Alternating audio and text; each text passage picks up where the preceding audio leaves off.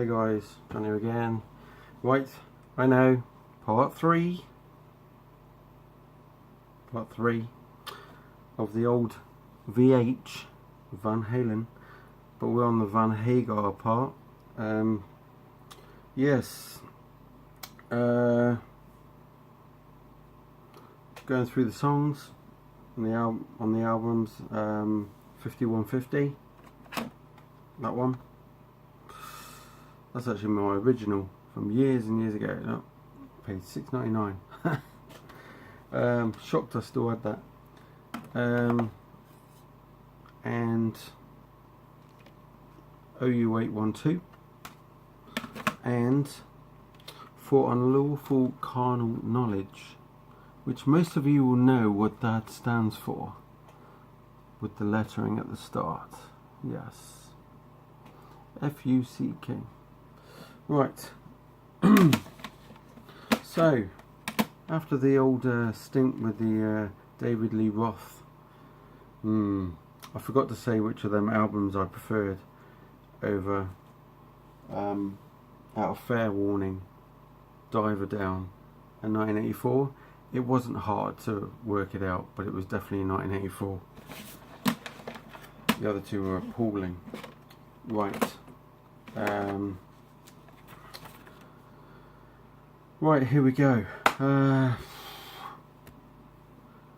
So we go to 1986 and 5150, and obviously Sammy Hagar joins the band, and thank God. So it breathed a bit of fresh air into the band. But then I thought to myself, hang on a minute. I was listening to this again, and obviously years ago when I played this, I was like, even though Eddie Van Halen's, I'm going back to Eddie Van Halen again, some amazing guitar god or whatever, right? And even Alex Van Halen is supposed to be a good drummer. Not that he shows off his skills much in this band. Same with Eddie. This seems very keyboardy. Very too many keyboards compared to guitar, and for a 1986 album, I think the only few bands that were using that many keyboard type synthesizers were probably Judas Priest on Turbo, on the Turbo album, and who else? Who else was using lots of keyboards? If you can think of somebody off your head, put in the comments below. Who was using lots of keyboards in '86. Maybe Europe were using quite a few, but that's because they've got a keyboard player anyway in the band. So same with Bon Jovi. Bon Jovi were as well, because David Bryan played keyboards in that band and piano and stuff. So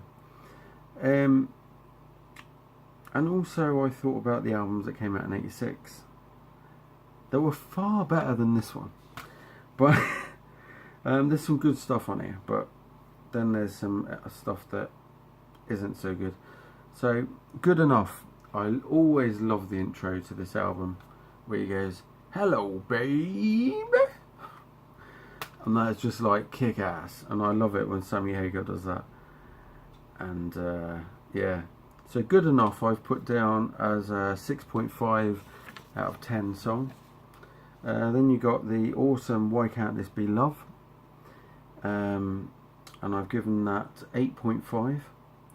Get Up was a bit of a boring, back to the sort of, it was like a song that they would have done with David Lee Roth, but was outdated, but they had Sammy Hagar on vocals. So I give it a 4.5. Dreams is a brilliant song. Always love that. I've given that an 8. Summer Nights was average. I give it a 5. Best of Both Worlds, again, not the most. It doesn't blow me away, but I give it 5.5.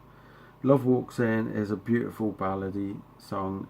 Amazing. 8.5 for that one. That's one of my favourites on there. 5150 I was disappointed with, but I give it a 5.5. Inside, the last song, I only gave a 4. That was the worst song on the album for sure. So there's 5150, and that actually was one of their best selling albums, with Sammy Hagar, and then we go on to OU812, which I thought was going to be actually better than that, and I'm starting to think no. It opens up, first of all, the CDs like that, look, and they got all the track listing like that, with a particular, I'll say that again, a particular, whatever, blues, I can't even say the word now, political blues, that's it, and then AFU, Naturally Wired, and Black and Blue. That's not even the right track listing. By the CD it's different. Mine All Mine is the first song, and I thought it was such a dull song to have as the first song. I thought, hang on a minute, at least put something good on there to catch your audience. The same as you did with Good Enough, with when he goes, "Hello baby," and you'll know what I mean when we go on to the next album as well. But Mine All Mine was such a dull song. Then it's got When It's Love, which is a brilliant song. I give that a 7.5. AFU, Naturally Wired, I gave 5.5. It didn't blow me away. Cabo Wabo, or Cabo Wabo, 5.5. That didn't blow me away. Source of Infection was just a complete and utter poser fest. If you look at the lyrics to Source of Infection, you will understand why. There's about 10 lines of the verse. It's not really a verse, but it's just one word, each one, maybe one, and then a few lines down it'll be a second one. It's like they're just going, yeah, hell, what, Eddie. I'll quickly read you some of it, and I'm just like, really? So first it goes, hey, alright, woo, how about you now, come on, oh yeah, dig it, that's right, is everybody ready? Let's go. And that's how it goes all the way down. If you can read the words there, look. And I'm just thinking, really? What the hell's going on there? It gets worse. It goes up and down, round and round, in and out. That's not even an in and out song either. Crank it, blow it, ouch, help me, flip on over. It's quite a dirty song, but yeah, it's the longest bit here, it says, she choked the chain, she got the hook. Yeah. What a boring song. And it's just poser fest. I gave it a 4 because it was that crap. Right.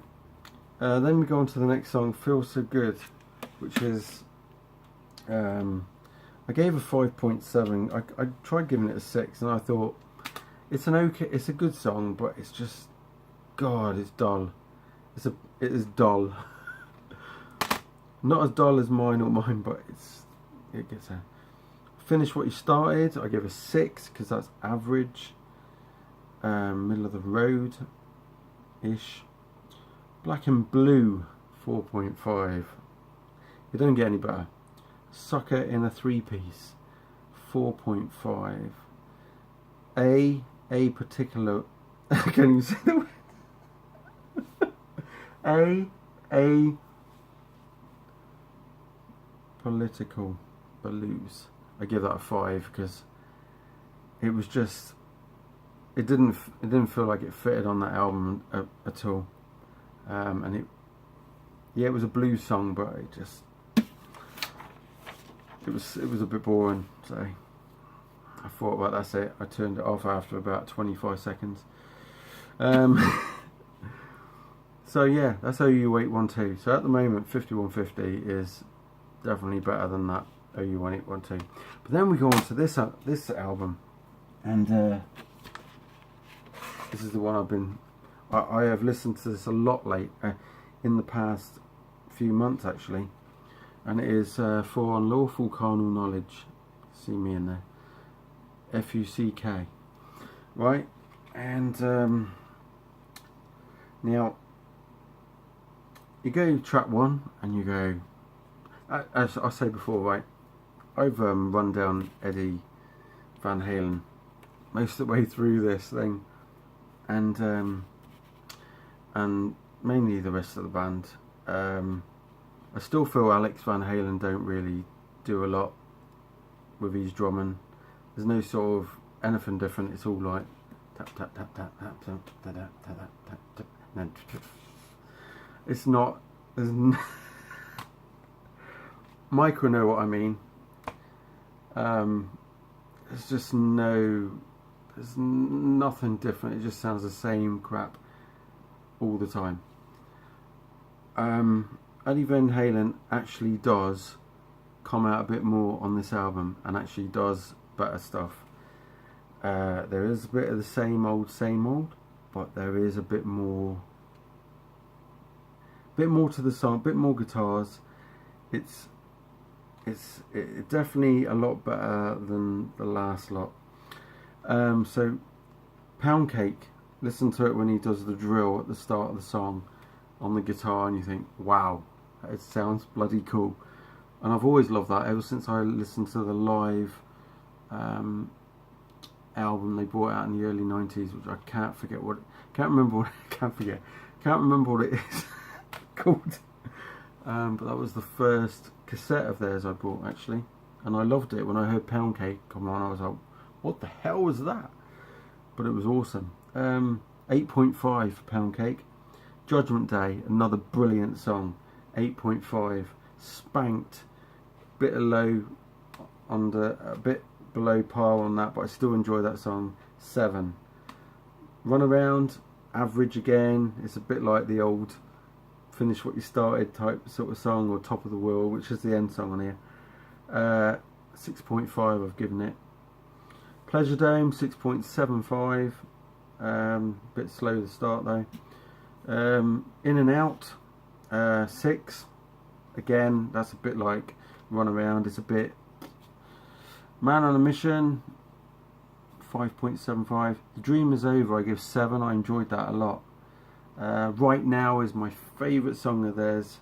Right Now was the song that got me to buy, when that came out, that got me to buy Van Halen stuff, but mainly the Sammy Hagar stuff. I gave Right Now a 9, so that was, I really love that song. I love the live version of it, and I love the studio. It's absolutely awesome. 316. Now this goes back to just putting a short instrumental in there called 316.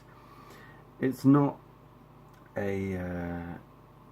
nothing to rave about, let's put it that way. I give it a 4. I should have given it a 2. And then Top of the World I gave 6, because that's again similar sort of vein as In and Out and Run Around and stuff like that. Just average. When I try and compare these, and you think this came out in 1988, and you think, compare it to bands like Queensryche's Operation Mindcrime. Not Operation Mindcrime. Yes, Operation. No. Oh, I'll get it right in a minute. Operation Mindcrime, yes. You compare it to Bon Jovi's New Jersey. Compare it to a Guns N' Roses album of that time. What else? All sorts, really. You compare it to a Europe album out of this world. There's loads of albums you can compare it to. There's loads of great albums that came out in 1988, and this is a great album but there's just a few songs on there that could have been better, but it is not as bad as OU812, and it is much better, well, definitely better than OU812. That's the worst album I've heard with Sammy Hagar on with Van Halen. 5150 is okay, and good songs on there, but this one definitely is my favourite up till now. I've got to listen. I've heard Balance is the next one I'm going to do, and I do love that as well. So I've got to review that next. I've got to review the one with the guy from Extreme. That's called number, is it 3? I think it's called. And then I've got to do that one there, and that's the last of them I've got to do, hopefully, because I don't want to be listening to anymore, and I really don't want to be going out listening to that, really, because I know it's not going to be as good as the Sammy Hagar stuff, but we'll see. But yeah, Eddie Van Halen, Alex, you need a good kick up your ass. Right, do something better. Let's go. There's video 3 for you. Video 4 coming up.